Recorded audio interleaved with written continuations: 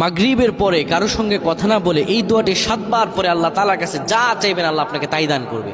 অভাবে আছেন, ঋণগ্রস্ত আছেন, মাথায় টেনশন, ঋণের বোঝা, বাড়িতে থাকতে পারতেছেন না, আল্লাহ সব আপনার পেরেশানি দূর করে দেবে ইনশাআল্লাহ, যদি আপনি আমলটি করতে পারেন। আমল মানুষের জীবন বদলিয়ে দেয়, আমল মানুষের জীবনকে পরিবর্তন করে দেয়। আল্লাহ তাআলা আপনার সব দোয়া কবুল করে নেবেন ইনশাআল্লাহ।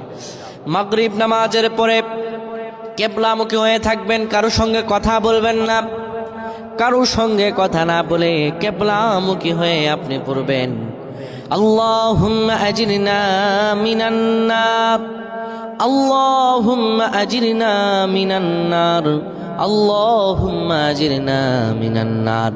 যদি এটি আপনি মাগরিব নামাজের পরে কারো সঙ্গে কথা না বলে পড়ে 7 বার পরে দুটি হাত তুলে আল্লাহর কাছে দোয়া করেন, আল্লাহ জাহান্নামের আগুন থেকেও বাঁচাবেন এবং আল্লাহ আপনার সব দোয়াগুলো কবুল আর মঞ্জুর করে নেবেন। আল্লাহুম্মা আমিন।